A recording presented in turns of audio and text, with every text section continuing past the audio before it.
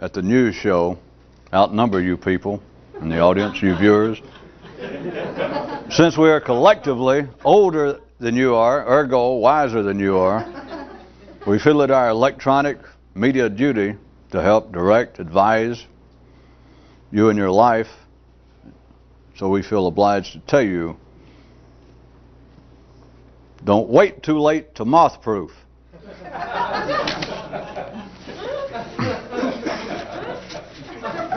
Now on to the analyzation of the news.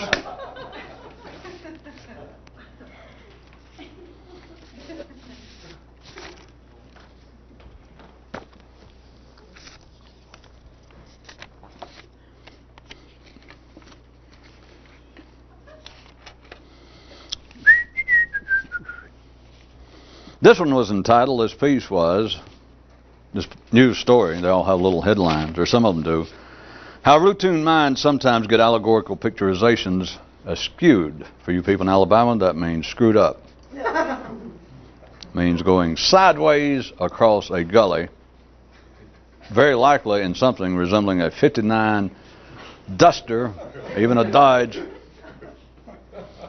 Here it is. The item is, the human intellect was the original positive role model for the domino theory. I assume that enough people in the audience have some idea about the domino theory. The one in your lifetime was political, and it had to do with a very popular country in the Far East. And they said, well, why we don't deal in actual history, let's make it allegorical inside of an allegory. It was like the domino theory. That is, if the Republicans ever take over Alabama, then you watch. You watch. After that, it'll be Mississippi, then it'll be Louisiana, then it'll be Texas, and just, the whole world will be askewed. For those of you in Texas, that means screwed up. The domino theory, that if we do not stop aggression here, just one thing will cause another. You all remember that. Of course, it wasn't about Alabama, it was about another place. And now they're doing it again in the Balkans. The same thing, the domino theory. Oh, we've got to watch it. So consider, they say that if we let aggression, for instance, run unabated, unchecked in a certain area, first thing we know, if we're going to let Yugoslavia, that was its maiden name, erstwhile Yugoslavia, if we're going to let the Serbs, if we're going to let this happen, next thing you know, Macedonia's going to fall. Once they figure out, what in the hell is Macedonia? We've all heard that. Then it's Greece. Then it's Rome. Then the price, why? So it's like, if one bad thing happens, if we as political, correct thinking, democratic loving creatures do not act now, something terrible will happen. All right, that's the domino theory politically. Remember the title, this headline of the item was, how routine minds sometimes get allegorical picturizations askewed. And then it says the human intellect was the original positive role model for the domino theory. Positive. Because the domino theory, as I've just retold it to you, is a negative one. That is, if we do not do so-and-so, if we do not stop the first domino, I assume all of you, are we in the new age? Everybody, you only know Scrabble and watching TV. Domino, if you set up dominoes, and you hit one, they go, knock them all down. So it's a negative thing, like if the first one falls, they'll all go. This news item points out, nay. It says that the human intellect was the original positive role model. If there were not a domino theory, if not the paradigm of the domino theory, had it not been here, not only would the domino theory, of course, not exist politically, but the human intellect wouldn't exist. But in a positive way, because the first thing had to fall. Does anybody recall, all you people who are Jews and Christians or something else of an equal stature? The fall of man. Huh? What was the first fall of man? Well, according to the Western religious tradition, was the great forces, told Adam and Eve, once they began to talk, once the spinal cord began to make noise to itself, it said, get out of here. Stay in touch, but get out. That was the fall. That was like the first domino fell over. And of course, by ordinary observations, religiously and otherwise, but to stay with that example, for a moment, they would say, well, after that, it's all been downhill. That would be the domino theory originally in action. That man made a mistake. They let Vietnam go down the drain. They let those strange, foreign, communist-loving communists, that'll work. They let them take over Vietnam, and then after that, we told you so. After that, Cambodia. Worse than that, then the Thais had to go to work. Or was that Adam and Eve? He said, get out of here and go to work. But consider, rather than it being a fall, rather than it being a negative, that is the beginning of the domino theory that man began to talk, it had to fall. But once it fell, it was positive, because after that it's been what? Regardless of what ordinary people say, after that it has been a ball. Well, compared to living out in a garden with no clothes, no TV, you couldn't talk. They look back now and they call it paradise and all that. But notice, nobody tries to go back there. You don't see anybody. They go out and will play games like, well, let's see if we can raise some money or get a government grant. And we'll go find out exactly where the Garden of Eden originally stood. And if that don't work, we'll go look for the ark. But notice, nobody says, well, wait a minute. We don't have to find the original garden. We can do it. All we got to do, we'll take off our clothes, and we won't talk, and we'll go out there, just me and you. Pick out the best-looking woman, or if you're a woman, pick out the best-looking man, and we'll go out there, by God, and we will redo the Garden of Eden. You notice nobody does that. Now, if you ask them that real fast, they go, sure, we're trying to. Nah, screw all that trying to. That's why we have church. That's why we think about it. You don't have to think about it. Round up a few bucks, you can still get property pretty cheap in Montana. Don't ask me why. Parts of Alabama. Go over there. Find the best looking person you can. Take off all your clothes. Go out there and live in the woods. But don't talk. That's the main thing. Of course, ordinary people, they wouldn't get that. They'd go, well, we could do that. Very shortly, they would not find it to be paradise. They'd be saying, as their hormones did in one story tonight, let me get the hell out of here. This is not so. So the domino theory, the original was not a negative comment on the nature of man, even if it had a name then. The domino theory was a positive occurrence, because as soon as the first domino fell, it was then like they opened the gate. The horses are off. You mean the neurons? Exactly. They're off and running. But suddenly one of them had to fall. And I might point out, it just so happened, now that we're talking about it, that does fit into even the translations into the great book of Genesis, the fall of man, the whole idea. And it's, of course, in other religions, I'm sure all of you know that in some way man run amok and fell. Fell from grace, fell from some previously higher state. Yeah, he fell out of a silent tree. He fell out of a place of being real quiet, having nothing to do, and not being any better off than a chimpanzee. Oh, he could look around and, at a chimpanzee, I guess, and go. That is trying to show, I've got an opposable thumb, I know how to use it. I don't know why you'd use it on. I mean, it didn't have slot machines then, or ball peen hammers, or anything worthwhile. But I guess, he could have done that. But he'd been more or less on the same level with a chimpanzee. I guess a chimpanzee back then would look at him, and they'd probably, punch each other like, I told you those other things are weird. What the hell is that? In other words, there would have been no superiority. He had to talk first. He had to fall first. He had to fall from this state of silent grace. That was the domino theory for you people who, as your hobby, keep up with politics. And if that's your hobby, well, there was one they asked me to reread also, by the way, before I lose it. Seemed as though our crack writing staff made a mistake. At any rate, they wanted it rewrit. This was entitled Occupational Tip and Reminder. Avocational Tip and Reminder. Now we go. Are you ready? When nothing else particularly interesting is going on, you can always check in on your own I've been insulted gauge and index. That was the way it was supposed to be.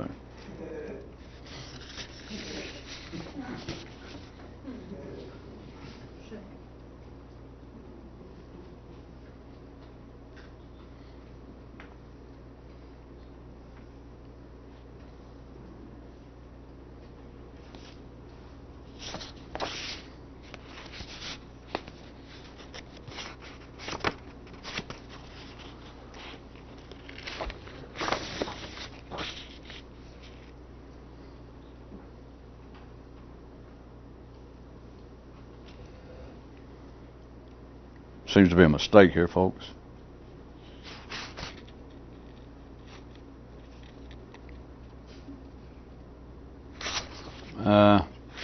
Somebody pull me out 16.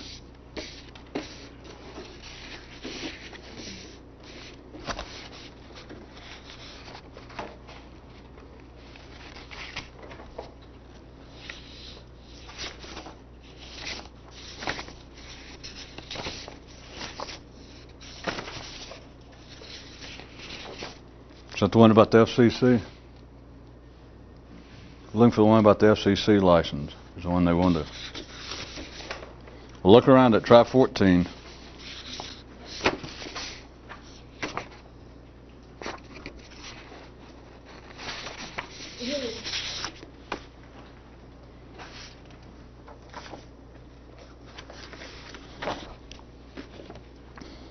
There was this one man, it says here, who said, I am not particularly interested or impressed. I'm not impressed with an FCC license since to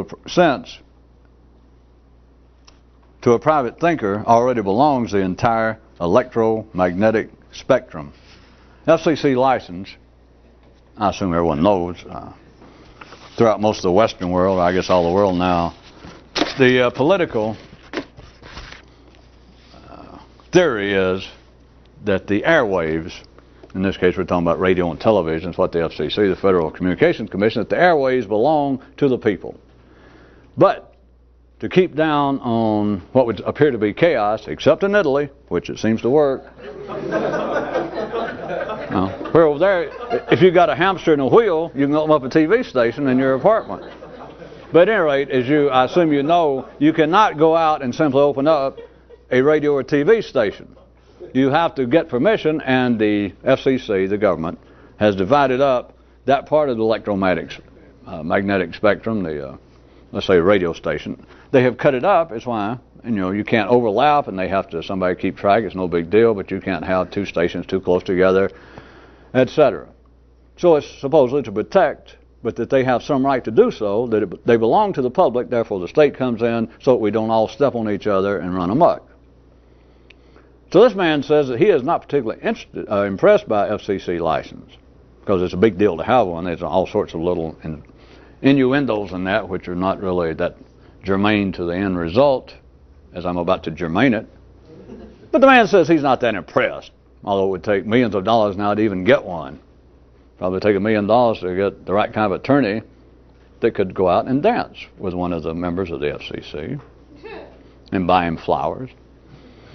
But the man says that he was not impressed with an FCC license because the real thinker already owns, to him belongs the entire electromagnetic spectrum, which is, to put it another way, that we may jump from the world of radio and television into the wonderful world of useless allegory, that is the real thing, would be ask yourself this: why would a real thinker need permission from anybody to think about anything? Which is what that is. That is what the news item, as per my analyzation, is. He can broadcast anything he wants to. If you would jump now from radio and television and FCC license and the permission of the government to do this or that, consider from a quite ordinary view that man's institutions, the very kinds of things that the sane middle class of the world are interested in, religion always being the best example, since it encompasses, as I point out, everything from art to literature to architecture, music, dance. It is just the most comprehensive, indicative example of civilization at its highest at any particular time, regardless of other people's ordinary complaints about it. But look at religion. Religion is, although it varies apparently from one religion to another and one era from another, it is still one thing. It is a man seeking permission. It's a man seeking a license. That's not the way he looks at it, but that's exactly what it is. And the religion grants the man, through its doctrine and through its rituals in a less direct way, it is granting a man a license.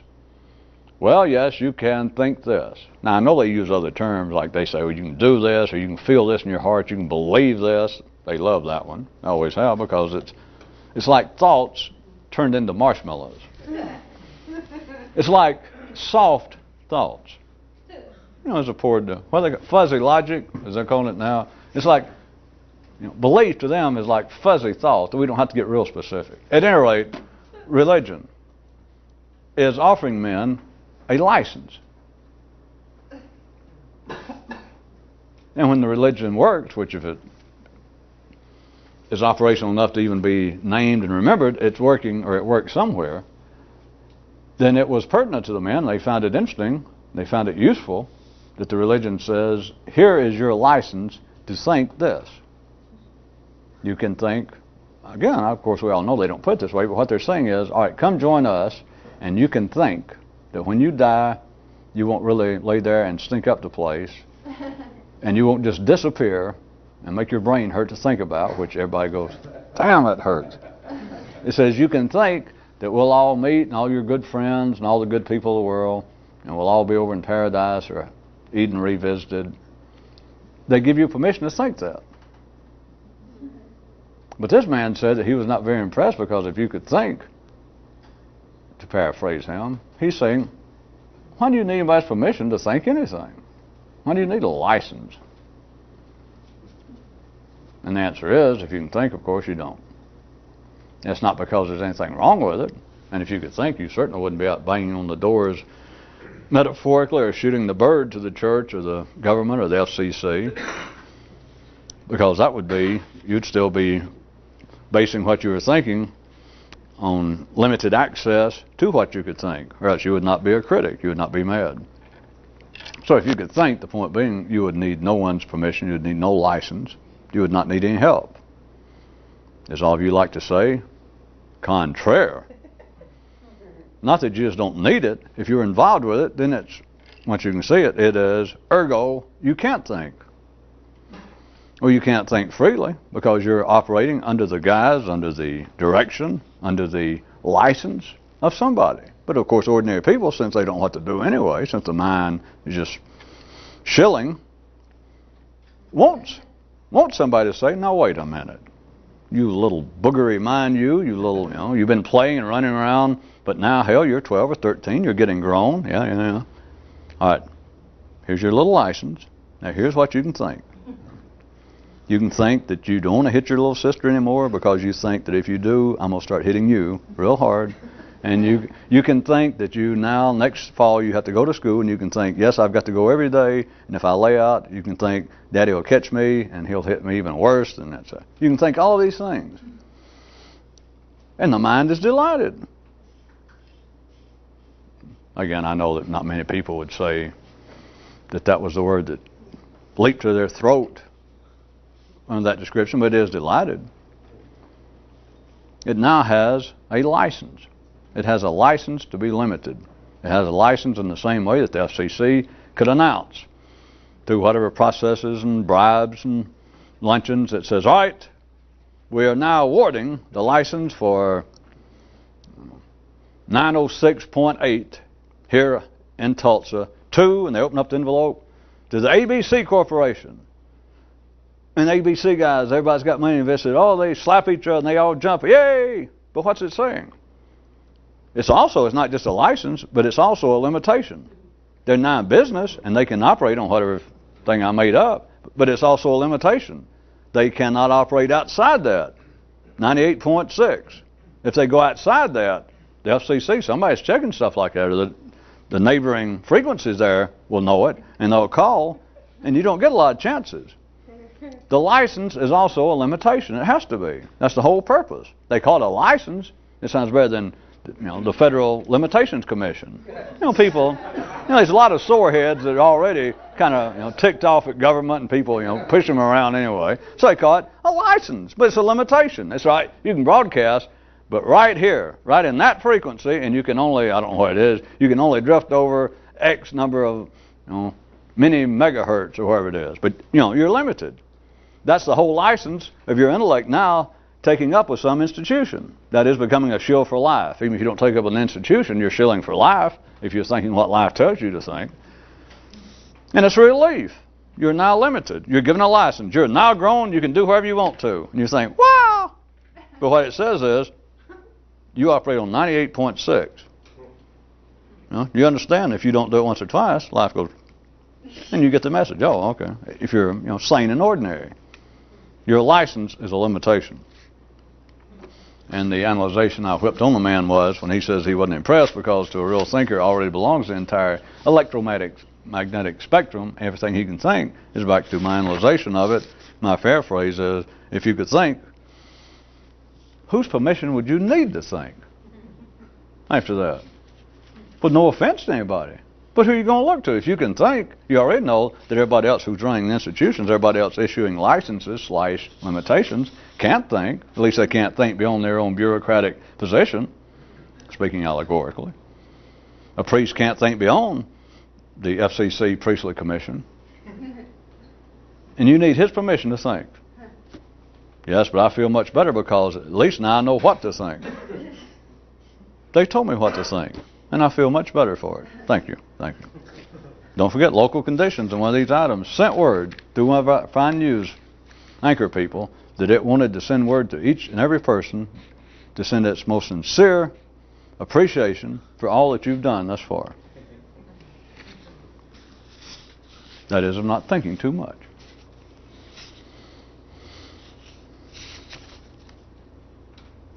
Those who say they're sick are sick. Semicolon. It's good not to be sick in the manner that makes you say you are. This applies to all intellectual illness by any definition. Forget physical illness, because assuming that you're not sitting at home trying to do your own abdominal surgery on yourself on a kitchen table with a can opener, then assume you actually break a leg or something. We'll assume that you go and get, pay somebody, shop around, but you find somebody, some doctor, or some guy that looks like a doctor that agrees that he'll set it for you and give you, a couple of shots of bourbon before he grabs your leg, for $20, something reasonable. So we're not talking about that. Those who say they're sick are sick. We're not talking about physical illness. And then the second part points out that it's good not to be sick in the manners that make you say you are. Now, right quick, if we took an ordinary position to get this thing cranked up, it could sound as though we're now talking again in a fairly routine manner about psychosomatic illnesses. For you people in South Carolina, that means people who are hypercontractors. We've covered that. It's people that build up illnesses in their minds. I am not responsible. One of our cameramen's mother was frightened by one of those Charleston patois storms. At any rate, if we were taking an ordinary psychological position, you could say, well, that makes perhaps a little sense if you come from the example to say that there are certain kind of ills that seem to happen only when you talk. And to that I say, balderdash. We're talking about serious stuff. We're not talking about psychological stuff. That only applies to ordinary people, and they're sick anyway. You've all been ordinary. You knew that. You were sick. Just not enough that you could ever seek treatment. Well, you tried. But there was another definition tonight about what a real thinker would be. A source of real thought is information that your mama couldn't tell you and life wouldn't tell you. So you've always been sick. But back to where you lost your place. It's only 60 or 70 seconds ago. If you took an ordinary position, you could say, well, that refers to certain kinds of illnesses that you talk about, and I guess you could make yourself sick. I'm doing the ordinary view now. A person could say, well, now if you go in the mirror every morning, for 2 or 3 weeks, and you kept going, my eyes look funny. And you go to your wife, don't my eyes look funny? She said, they look fine. Next morning, my eyes look funny. And you keep on 3 or 4 days, and maybe finally she says, well, maybe they do look funny. Why else would he be doing this? And first thing you know, he says, after 8 or 10 days of this, he goes, one morning he says, now my eyes feel funny. And she said, well, if they, been looking funny now, what's it, 8 or 9 days? And I'm not surprised they feel funny. So if you're ordinary, you can say, well, that's the way it works. I said balderdash. No. It's all of them. It's all non-physical ills are of the nature. You may read the item, please. All right. It says, those who say they're sick are sick, which I wasn't really laying on that one, but that counters and covers all of the ordinary psychological views of psychosomatic illness. Because if somebody says they're sick, now remember, we're not talking about physical. If somebody says they're sick, the full range of illness, if somebody says that they are too timid, you're not doing, if we're not talking outside the ordinary street level of consciousness, then you would not be doing anybody any favor one way or the other if you said, oh, you're not too timid. If the person said they're too timid, God damn it, they're too timid. If the person says, boy, am I ugly. Well, hell, they're ugly. What the hell you want? And don't look at anybody else. All you got to do is look at you. And I didn't mean to limit that to the ugliness. I don't know why it came to mind with that example. If a person says, one more time, we're not talking about anything that would be of any physical consequence immediate. We're not talking about broken bones. We're not talking about having malaria. If a person says they're sick, they are sick. In the full range of sickness, non-physical, that is. Then the second part was, well, I just want you to see that covers all questions of psychosomatic illness. Well, if you wandered around, if you lapsed back into sort of getting back on that ordinary bus, that you wandered off to sort of being your old self again and thinking at that level, and you suddenly, was thinking, God, it's been so long, I forgot how guilty I feel about being alive. And then you can start arguing, well, wait a minute, I got no reason to. It's just my imagination. It's not your damn imagination. If you feel guilty, you feel guilty. If you say you're sick, you're sick. Don't let anybody tell you you're not sick. Who the hell they think they are? In case you never thought about it that way. The great knowing the benefits of civilization, not necessarily compared to someone who could think. Well, what if you said, I'm going crazy, and your wife and everybody says, no, you're not. And you think, well, I'm just sure I am, but everybody says I'm not. And you think, well, I'll decide. And you go to a psychiatrist and pay him $150 an hour for him to tell you what? Are you waiting for, there's no answer to that, for somebody to tell you anything. I say I'm going crazy and all my friends say I'm not. And he says, well, it's a good thing you came to me and could afford my expense, my fee, because I say there's a chance you are. I think we should sign you up for at least, can you afford twice a week? And we'll find out. Do you see? If sick or crazy, if that's getting a little too, shall we say, obtuse or high class for us, how about stupid? I begin to think I'm stupid and all my friends say I'm not. And you go and you'll pay somebody, he'll sign you up, maybe if you can work out payments, come twice a week at $150 an hour for you and him to try and determine whether you're stupid. Save your money. What is the definition? What other? We're talking about ironclad diagnosis do you need about how stupid you are that you got to go pay somebody to even discuss it. That you just forget twice a week then. Now I made that point. To go one time, the guy says, all right, now if you're not going to sign up for the full course, then it's like $300 for one trip. Okay, I'll do that. You agreed on the phone. You don't need to go now. The question should be cleared up. Am I stupid? And you just suddenly said, all right, 2 o'clock Friday will be good. Yes, I understand. No post-dated checks. All right, see you then. Thank you so much. And you hang up. Save your money. Save the trip downtown. Same thing with crazy. Same thing with sick. Was the point. If those who say they're sick are sick. Those who think they're crazy are crazy. Those who say that they are the smartest people in the world are. The second part. Those who say they're sick are sick. Semicolon. It is good. Now we're talking about non-ordinary people. Now I was directing it toward you. It is good not to be sick in the manner that makes you say you are. Now I was trying to save you some time because you might take that and go, all right, I'm going to play somebody's part. You could think, there would be ways that you could think you're sick. And some of them, by God, almost will force you into verbalization of it. In other words, there's some things that you can imagine that seem so bad, so horrible, they just push my psychological buttons in such a way that I'll end up talking to people. So that must be what that means, that it's good to try and avoid those. All right, son of balderdash.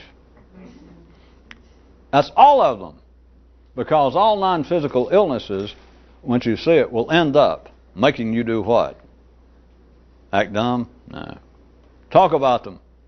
In other words, as always, usually, it is a trick news item. Did you catch the trick? Those who say they're sick are sick. So you understand, we start off at ordinary street level, ordinary city, civilized consciousness. That anybody who says they're, and instead of sick, of course, if you get good, you can hold your palm out and make that kind of gesture and say blank. Anyone who says they're blank are blank. That should be, instead of a semicolon, that could be case closed. Anyone who says they're sick are sick.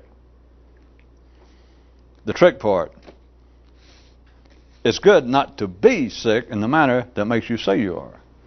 Right. You could then, after I pointed out, that we're no longer talking about ordinary affairs. Then you can say, aha, then the second part begins to make or offer some perhaps unusual potential. So let me see exactly which types, what areas of illnesses that you want to talk about, non-physical, and what would be the kinds to avoid that this must be referring to? All of them! And once that's pointed out, rather than that me sweating more and making this a sermon, once you see it, you understand, wait a minute, it is a trick, because any non-physical illness will make you talk about it. You got no choice. Don't look for it. Well, let's see, that sounds that could be of some importance. That could be of real use if I can figure out exactly what it meant. You don't have to figure. Don't look for a place where it fits. It includes all non-physical illness. So the way it's double tricked. It says it's good not to be sick in the manner that makes you say you are. So you think, well, then I'll try and avoid those kinds of psychological irritants, those little traumas hanging around in my subconscious mind and in my cellar and sometimes in my attic. And I'll try not to do that. I'll keep an eye out for which ones. You don't have to keep an eye out. I mean, there's nothing to look for. It's all of them. It's good not to be sick in the ways that make you say you are. Try another way, a free prescription, not just a diagnosis. Free treatment.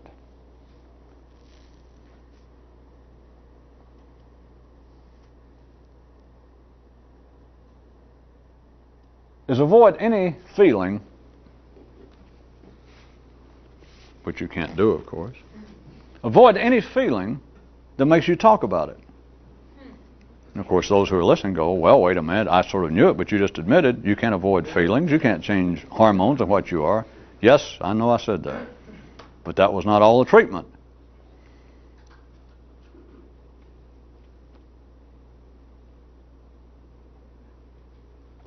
I said it was a trick within a trick. I mean, if you're waiting for the rest of it, I already admit it's a trick inside of a trick.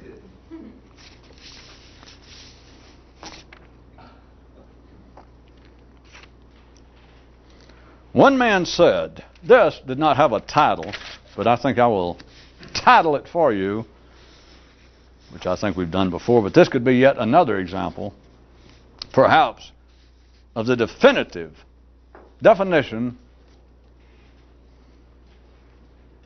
of civilization. One man said that he knew that civilization was safe, alive, and well in his area when he discovered that people were being encouraged to take out loans to pay off debts. Although I guess in a sardonic, stupid way, I guess that is funny at the physical level of finances. But that's nothing. Think about it. That is the history of man's intellect. Properly so. Pursuing anybody's theory, pursuing anybody else's religion, in the full sense, a small r, anybody's philosophy, pursuing, shilling for life, working for life, thinking what life wants you to think. Or, of course, sticking out your tongue and say, I'm not going to think that, which is the same thing. For those of you that didn't catch on right toward the end of tonight, it was an item that pointed out that local conditions, local reality as you know it, does not give much of a good goddamn what you do as long as you hang around. You don't like that? That is really tricky. Well, I don't like it around here. You weren't listening. Or you can say, well, I love it around here. Well, of course, that was easy. What if you were really a sophisticated, ordinary person? And you go, well, parts of local conditions, parts of reality I like, but I'm going to level with you. There are certain things that could be improved. There are some things that are not working right. Local reality doesn't much give a damn what you do, what you think, as long as you hang around. And as long as you are criticizing life, as long as you are expressing any ill will, non-physically, because if somebody steps on your toe, that's another matter. That's not covered in your Baptist hymn book. But as long as you're expressing any feeling one way or the other toward the operations of life there in the city at the civilized level, then you're hanging around. And life doesn't much care. That's not my theory. All you got to do, I just described it, is look around. If life did care, if local conditions did care, how do you explain the fact that you're surrounded by dunderheads? I mean, you always have been. We can talk all we want to and try to be broad-minded and say, well, everybody's entitled to their opinion and all that. You know damn well the world is full of idiots, fools, dangerous people. And it always has been. Just read your history book. How do you explain that? Well, I did. The news item did. Local reality doesn't much care, which I think is a charitable understatement. Reality doesn't much care what you do, especially what you think, as long as you hang around. You can stick out your tongue, you can make obscene gestures, you can try to get a bunch of other ordinary people and plot against reality. That makes a lot of people feel better. They think, boy, we'll show reality now. You know, it's not just me sticking out my tongue and thinking ill thoughts about reality. Now I've lined up some more people. Maybe I'll save up and get a robe or something. I'll start a cult. And we'll all get together and stick out our tongue. I'm going to tell you, reality, God, can you imagine the stress it's under? Can you imagine the kind of, the hypertension, the ulcers that reality must be suffering? And for thousands of years, not just us. I'm not laying all the blame on you in this generation. But the man said he knew that civilization was well, that life is good, reality is healthy, once he saw that people were being encouraged to go into debt to pay off loans. That is the continual movement of the intellect. That is cannibals living off of themselves. That is civilization. Civilization, intellectually speaking, is being able to make more out of something than is there. Being able to eat that which has not been planted, never comes to fruition, is always in an incipient state. Only man can do that. No one else has any right to be proud. If there's any benefit to being proud was another item that we didn't get to. But if there is any benefit, man's the only one that deserves it, because no one else even shows any resemblance, any appearance of having any hand in making them what they were. It's only man that can apparently reach out there in thin air, which forget bricks and mortar and timbers. Look at the institutions. Not Harvard, the buildings, not the Catholic Church, the great beautiful cathedrals, not beautiful temples. Look at the institutions themselves. They were made from nothing. They're still made out of nothing. Except look at what the apparent influence they have on people. People will apparently give up their life. People say, I will not say a bad word against Princeton. You'll have to shoot me. Go ahead. I'll die. Burn me at the stake. And it's not over the building. Of course, I said that as opposed to religion to try and free your mind from some of that. But man has created civilization.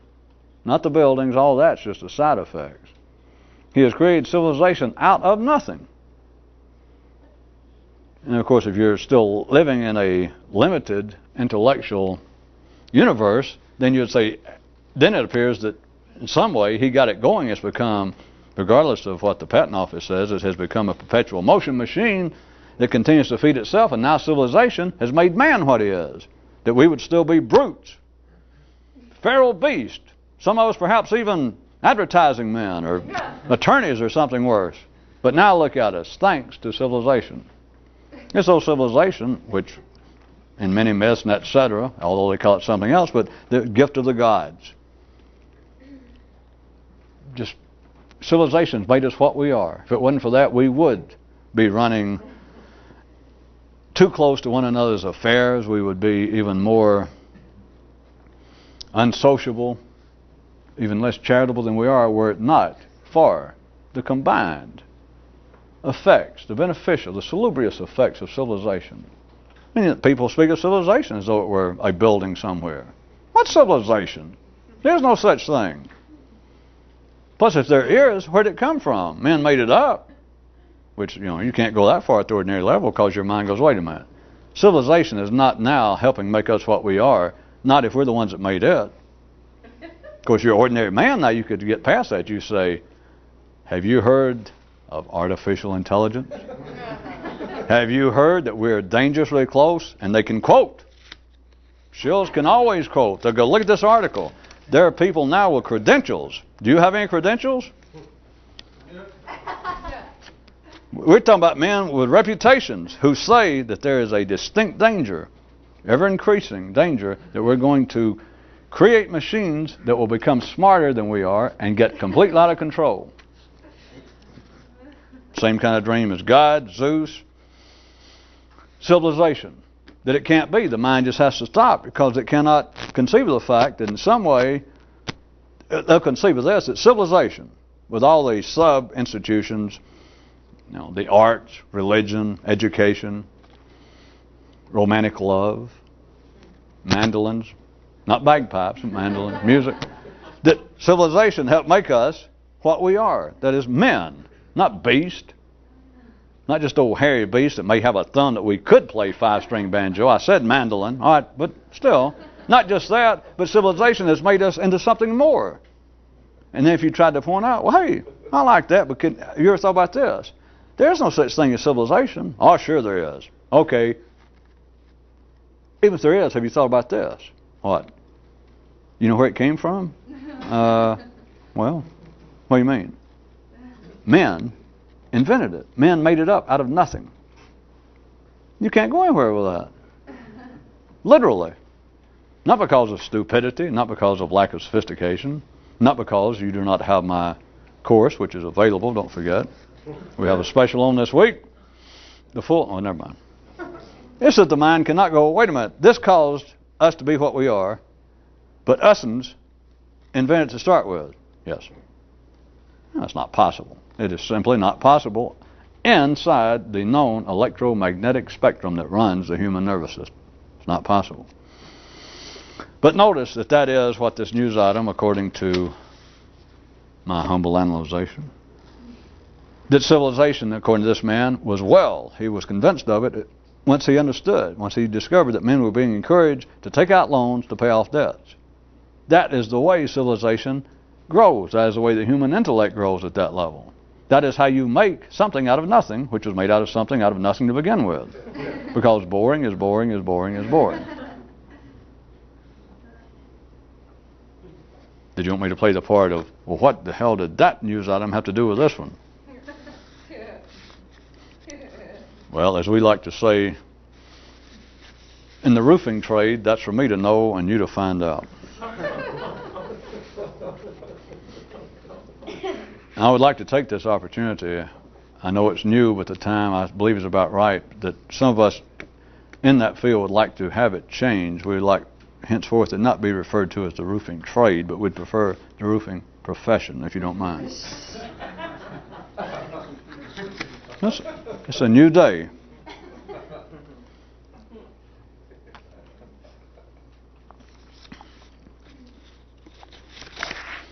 I didn't wait for you to change the tape, did I?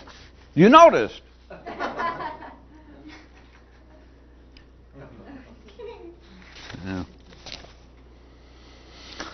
Yeah. Let me say one more. Those who fear death tend to despise men. I got to admit, I've thrown this in 2 or 3 times. I never really hit on it because in a way it's so obvious. Why am I lying? It's not so obvious. Some of you can think it's obvious in the beginning, but it is much more devious than that. As always, it seems like religion, the idea that there is an external force somewhere outside this system, the idea of God and etc., is at the heart of this, is why religion would seem to be the best example. And it's this: those who would seem, just at the ordinary level, to be reasonably religious, pious, and everything that would seem to be, just if you rode by real fast like a roofer on a horse, and you just glance by, all the things that you would accept as being fairly positive characteristics of man, possible, as denoted by religions and etc., that the same sources of this kind of piousness, this kind of let's all do better, let's all be religious of whatever denomination, behind it all, in a sense, for the purpose of something quite real and useful, behind all that is a certain kind of dislike for humanity. There's nothing wrong with the people. It doesn't mean that people who are religious are in some way crackpots. But can you hear, because forget the people, it has to do with the energy behind it, and the energy that's working in a certain way to keep the dance going. Can you hear, without getting involved, without taking a partisan side, can you hear that all the exhortations of, and they're always tied in with some kind of condemnation, of course, you can't separate, but the things about a priest, a rabbi, and it can be political, but I'll stick with these examples. A man can come out and say that he is in favor of civilization, that he is a spokesman for goodness, for some particular religion, or just for the view that we should all do better, that we should in fact perhaps select, if we're not denominational, select certain aspects from the general religions of how we should do better. We should not lie to one another. We should not cheat. We should not bear false witness. And all the, can you hear behind all that, there is the Newsime put a tendency to despise man. If it's pushed a little bit, they will always start saying, well, man, and some of it would even sound at first blush promising, that they would say, well, man is not a perfect being. And if you didn't watch it back if you were a kid, you might go, wait a minute, are you about to say that man's like an unfinished work and we might do something with it? That's where it stops at that level, because they have to cut off the line at death, is the way they put it.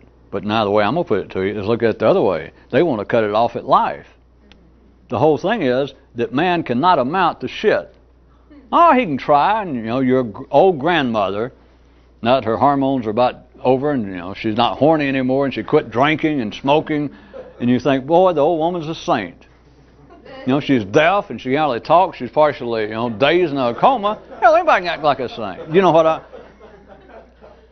But they will say there is no such thing as a perfect person. Push them a little bit and they'll even say there's really no such thing as a good person. That, we've offended the gods and all the things about the flaws. And they will say it is only through blank, blank, blank. Pursuing our religion is only through going through these rituals. It is only through reading our books. It is only through suffering. It is only through, bidding yourself a little teeny-weeny cats of nine tails. It's a new day. No sense hurting yourself. You're doing so much damage that you can't, pick up a date at a bar on the weekend. But they sell the things that we are not a perfect creature. And you cannot find any sane person on this planet. No sane person can naysay that. They'll have to say, well, you're right. But you hear, and then they will say, it sounds as though, as I said, if you ride by real fast and you're a roofer, which, well, those of you who don't understand the metaphysical humor of that, you can substitute carpenter. It can sound as though that it's almost on the verge of being a positive follow-up that what we should do is try and not lie. We should try, although we can't succeed, and although we're doomed, we're cursed to be just beast, we're dressed up, and some of us, got fancy cars and all that, but we're still sinners. That's what they like. Missed the mark. We're still falling short, but things will get better. It always sounds like you're on the verge, but it's always all right, when we die. Because if you do good, then there'll be perfection. You'll never be sick. You won't be ugly. I keep thinking, well, I don't know you how they keep saying that, in heaven everybody will be beautiful. And if that's true, then it's got to be your idea of beauty. You're going to be surrounded by everybody that looks like you. You understand that you'll never get laid? Well, and you'll never see anybody real exciting anymore. Everybody look like you. Rather than go all the trouble to pay your money and go to heaven, stay home and live in the bathroom with an erotic novel or Playboy, because you're going to end up sleeping with yourself the rest of your life. If you'd like to take that metaphorically, you may do so, and if not, cancel your subscription. The idea, as I said, it always sounds like you're on the verge that things could be better, and that you could, at some childish day in your past, think, well, wait a minute, maybe religions are up to something, maybe I'll listen. Maybe institutions, collections of people in some way, collections of ordinary people get together, and they do. The sum becomes more than the individual dunderheads that I know. But it's always after death. It's always we'll be somewhere and everything will be solved. Do you understand that, in a sense, it would only be pertinent to somebody that can think and to see something, and beyond all of this, behind all that, in conjunction with that, is a certain tendency is being expressed to despise man. Even though they'll say, well, we're all no good, and you go, okay, or we're all not satisfied. None of us feel like we're perfect, are we? And if you're sane, the whole crowd, the whole universe, the whole planet goes, well, no, we're not. Comma. Like they wait for you to respond. It's like, AC energy. It goes one way, and you go, well, no, we're not. And it goes, well. And it sounds like it's about to be something positive, helpful. It does not always have to be this way. Yes, yes, yes. If you follow our course, yes, yes, yes, then, yes, yes, yes, you will cease feeling guilty and imperfect. Yes, yes, yes. When? How? Well, when is after you die, and how is, of course, to die. Certain people have found, shall I say, something lacking in this approach.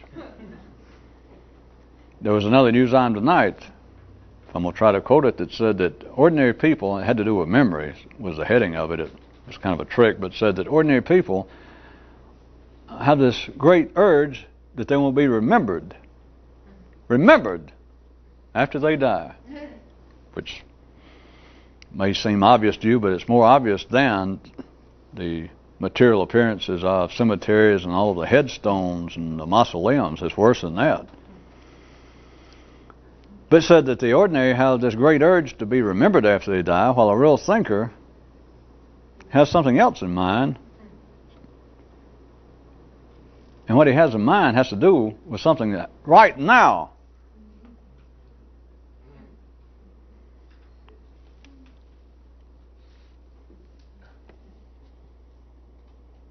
Do you understand? I'm going to get off of it because there's nothing to be proven about having to do with ordinary people or institutions or religions. You have to see beyond it for it to be of any value. To not have an awareness, to not know that you can, here and there, that you can almost affect your own nervous system while you're alive. If you don't know that, then it's inescapable that you have a tendency to despise man. And if that sounds too strong, you have a tendency to dislike yourself. And we're back to where all sane people go, well, certainly, I'm not perfect. If I said I was perfect, I would have something wrong with me. I'd be nuts. But then they can't see that there is tied to that this tendency to despise man. And the very ones that will stand, that life, of course, makes them, they're simply shilling for life, that will, stand up there and dress in fancy robes and all kinds of trappings. It's the institutions of life about we're here to help. It can be the state, it can just be your neighborhood, your friends, your family. Oh, we're here to help. That is, if they don't go any further, the tacit, direct statement is, you need help. And of course, you're ordinary, you immediately go, well, yeah, I can't deny that. And if that's the end of it, if you go run into the arms of another person on the dance floor or another group of 5 million persons, institutions, religions, you are playing into the same scenario of tending to despise man. Which, if you can't help it, you can't help it, and there's nothing else to say, and we shouldn't be talking about it. But if you're satisfied with that, at any particular time, I was going to point out, realize that there is a lurking behind that what can be translated into a kind of tendency to despise life, to despise man. Well, just think about it. If you thought you had the world's largest wart on the end of your nose, not just large, but unsightly on top of being large, and you thought that there was no possible way to have it removed, no treatment whatsoever, then would we not be sane in our assumption that you would have a certain kind of uneasiness, perhaps a certain kind of question about the justice of life? You were born into a decent family. You never beat up your sister. You always tried to live an upright life, and there it was. Suddenly you were 16, getting ready to date, and a wart the size of a Volkswagen tire springs up on your nose, and if you thought that there was nothing could be done, as far as you knew, no treatment, no, that's just it, would you not have a tendency to despise being alive? That is the position that ordinary men are in, and it helps keep them going. It helps keep them intellectually going because they think, well, there's some point to this. There's some reason that I am intellectually dissatisfied in all of its ramifications.